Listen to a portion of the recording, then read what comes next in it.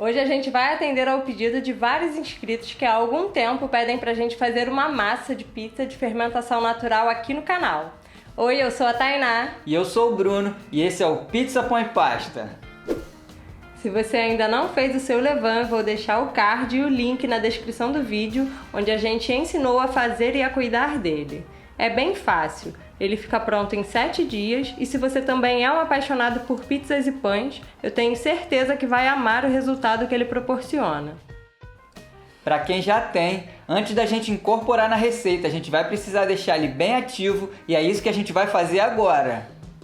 Para refrescar o nosso fermento natural, a gente vai usar uma isca de 20 gramas de levain, 40 gramas de farinha e 40 ml de água. Repare que nessas proporções temos uma parte de levain para 2 partes de farinha e 2 partes de água. E é exatamente disso que a gente está falando quando fala em levain 122. Explicado isso, o resto é super fácil. Pesei as 20 gramas de levain, adicionei 40 gramas de farinha e os 40 ml de água. Misturei tudo com uma colher. Cobri com papel porque ele precisa respirar. E coloquei essa marcação para te mostrar o seguinte. Um levain ativo leva em média de 4 a 6 horas para dobrar de tamanho. E esse é o momento ideal de incorporar na massa. Se você estiver sem alimentar o seu levain há algum tempo, pode ser necessário fazer isso por pelo menos 2 vezes antes de usar. Agora que a gente já refrescou o nosso levain, vamos ver os ingredientes para a gente fazer a nossa massa. Inicialmente, a gente vai usar 200 ml de água gelada, 50 gramas do levain e 330 gramas de farinha de trigo. Num recipiente com a água, eu vou pesar o meu levain já refrescado para adicionar exatamente 50 gramas e vou usar uma colher para dissolvê-lo bem. Para manter a receita equilibrada, eu estou usando uma balança para pesar a quantidade exata dos ingredientes e recomendo que você faça o mesmo. Depois disso, a gente vai adicionar essa nossa mistura líquida aos 330 gramas de farinha. Enquanto a gente mistura tudo, eu aproveito para te falar que nessa receita eu usei a farinha 00 Caputo Cuoco, que tem 13% de proteína e um W de 300 a 320. Quando for fazer uma massa com fermento natural, é importante lembrar que boa parte do levain é água, e você precisa levar isso em consideração no cálculo da hidratação da massa.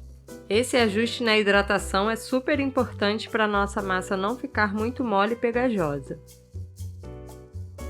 Quando começar a misturar os ingredientes, inicialmente a massa vai parecer seca, dessa forma que está aparecendo no vídeo.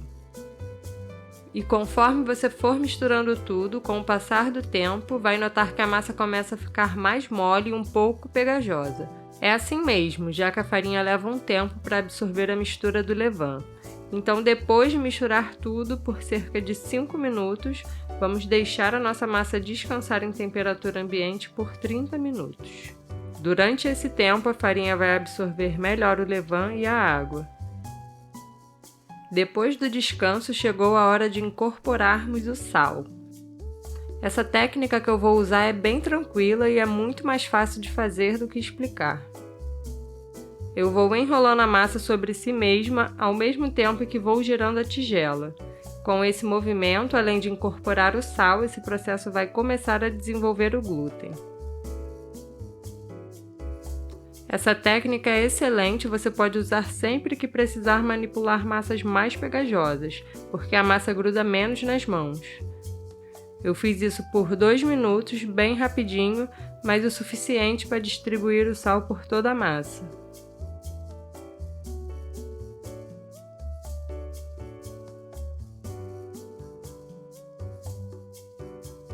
E no final, deixamos a massa descansar por 10 minutos em temperatura ambiente.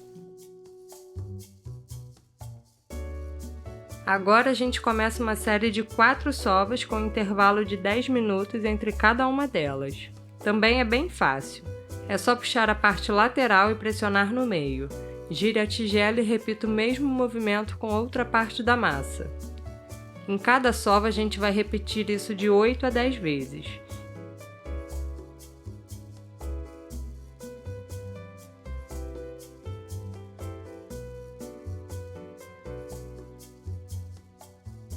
E no fim, 10 minutos de descanso antes da próxima sova.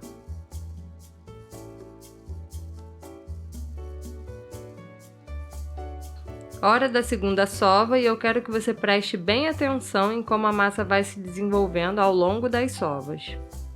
Parece bobo, mas essa técnica é muito eficiente. Repare que conforme a massa vai se desenvolvendo, ela começa a oferecer resistência na hora de puxar.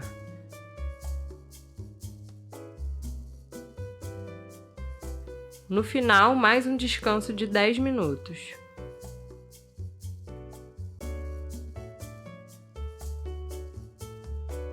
Terceira sova, a gente está quase lá. Já dá para notar que a superfície da massa está ficando mais lisa e ela já não estica tanto na hora de puxar. Isso é um ótimo sinal de que a gente está no caminho certo.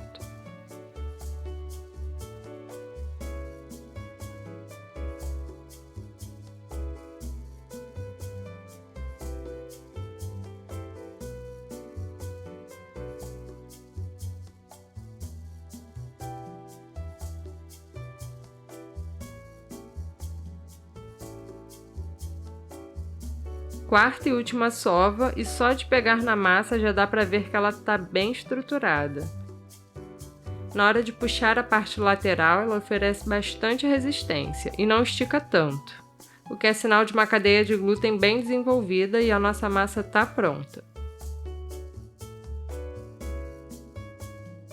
Então eu vou colocar ela na bancada rapidamente para dar um formato de bola e com esse movimento a gente estica a superfície da massa, deixando a massa mais lisa e criando uma tensão que ajuda a manter a sua estrutura.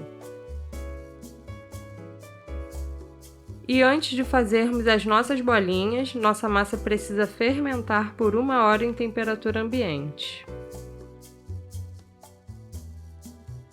Na hora de bolear, use um pouco de farinha para não grudar e passe a massa para a bancada.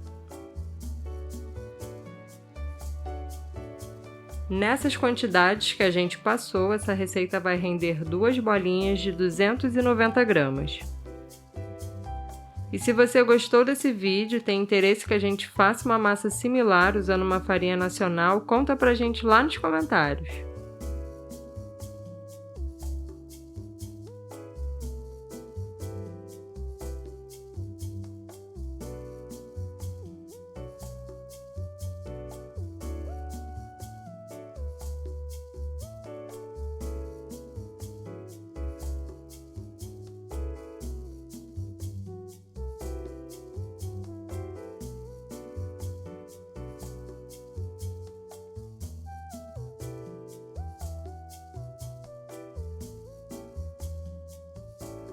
E agora a nossa massa vai fermentar em geladeira por 24 horas.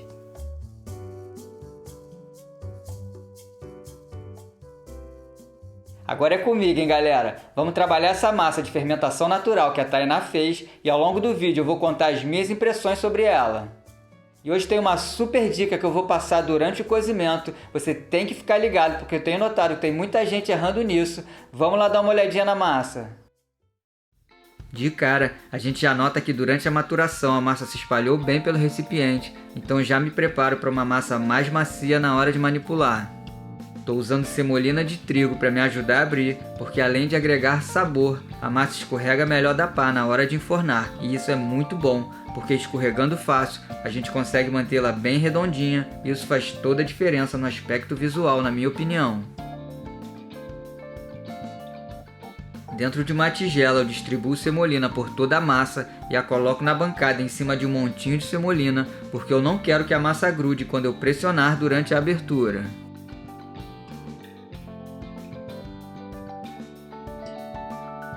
Hoje a gente vai usar os dedos para empurrar os gases da fermentação para as laterais e conseguir uma borda maior e mais alveolada.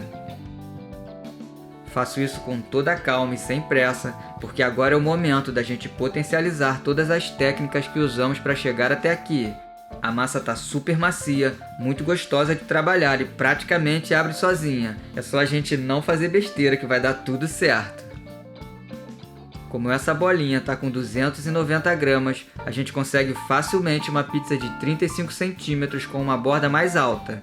E se quiser abrir um pouco mais, dá pra gente chegar nos 38 centímetros, perdendo um pouquinho da borda. Então é só escolher o tamanho que for da sua preferência. Eu não gosto de passar de 35 centímetros por conta do tamanho do meu forno e durante o cozimento eu vou te mostrar e explicar o porquê.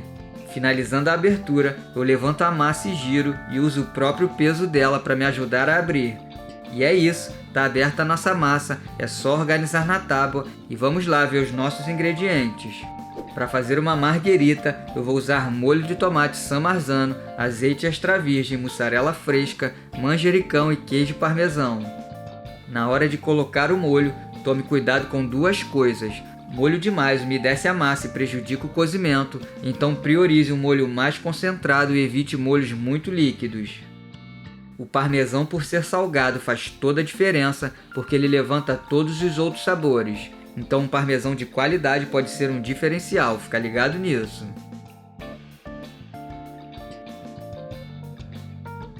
Eu estou usando 80 gramas de mussarela para uma pizza de 35 centímetros. Essa quantidade é uma boa referência se você quer manter uma pizza leve e equilibrada, onde você consegue sentir bem o sabor da massa e todos os outros ingredientes.